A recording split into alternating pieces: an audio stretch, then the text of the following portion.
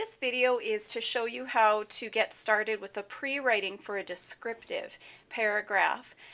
Keep in mind that I don't have students in front of me, so I won't include the turn and talk time, but I'll do my best to think aloud so that you can be taken through the process with me. You have probably seen this organizer. Maybe you use a slight alternative to it. If you are not familiar with this, this is in the writing workshop binder that we got with Steve Dunn's training, and it's probably around page 108. It doesn't have a page number on it, but it's in that around that page number within the binder. Let's add a piece before we get to this, because I think one of the problems that we have with descriptive writing is that there could be so many different ideas to collect, and we kind of have to narrow it down, because you see we only have 4 areas. We don't want to add every single little detail, because then our writing gets bogged down. So I'm going to show you how to do a quick organizer. Before you get to this, I want you to keep a couple of things in mind. First of all, let's create a mood. I have abandoned house here. That's what I'll be describing. I want my students or my readers to feel like this is really, really creepy. So all of my descriptions, my simile, metaphor, if I use a metaphor, reminds me of personification, all of those things should be pointing in the direction of being really, really creepy. So I'm going to keep that in mind. I'm going to keep in mind mood, but I want you to keep in mind that because I don't have students here, I'm not going to do the turn and talk time, but please make sure you integrate that into this. Otherwise, you could just be talking and the kids start to zone out after a while. So remember to keep them engaged and keep them on their toes so that they never know when you might call on them. Plus, it might help you get some ideas if you're kind of running out of ideas. You know how that sometimes goes. So here's the first step before you do this. Just on any sheet of paper, write in a circle, oval, whatever shape you want, and write in what you're going to be describing. So for me, it's an abandoned house. And my mood, I want my mood to be creepy. So I need to remember that with everything that I write, especially once I get to here, is that I want this to be creepy. So what I'm going to do here is just collect all of the ideas that I picture in my mind of an abandoned house, the imagery, the things I see, the things I hear, so that my students can see kind of where I'm thinking. So I'm going to try to do this in a way that makes sense, because of course I want them to take that journey with me and be able to picture it with me as well. So let's say that we don't start inside the house. Let's start on the outside of the house.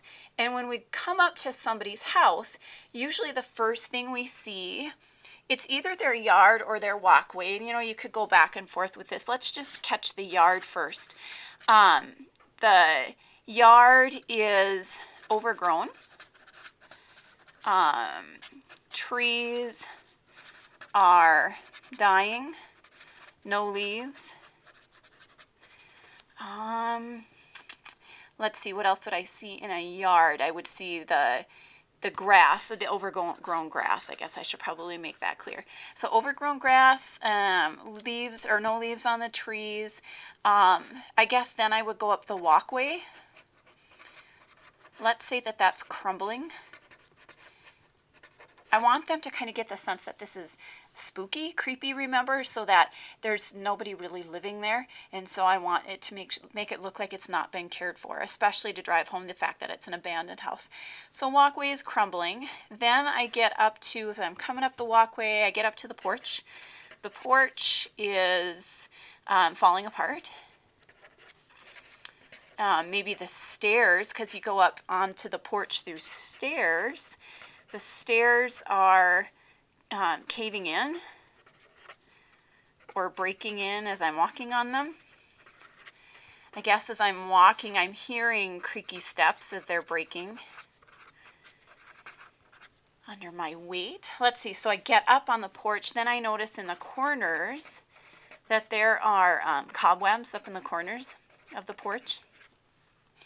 I get close to the windows then, because you know how you're standing on the porch, you'll see a door and you'll see windows. So the windows, you know how windows get really dirty and they have that film or that haze on them? You can hardly see into them. I'll put that. And then next to the windows will be the door. Let's see, the door, it creaks, it won't close or won't stay closed. Anything else I want to include? Oh, maybe the windows are shuttered. Should add that just because, you know, it maybe looks like that nobody is there, or some windows are shuttered.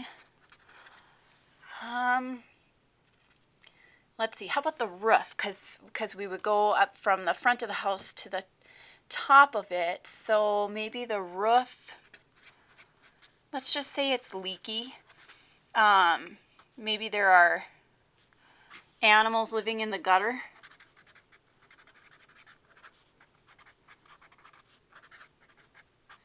So I have myself a mess of ideas here, and at this point I'm going to have my students help me narrow this down and get it from here to 4 different things. So what I'm going to show them to do is categorize these.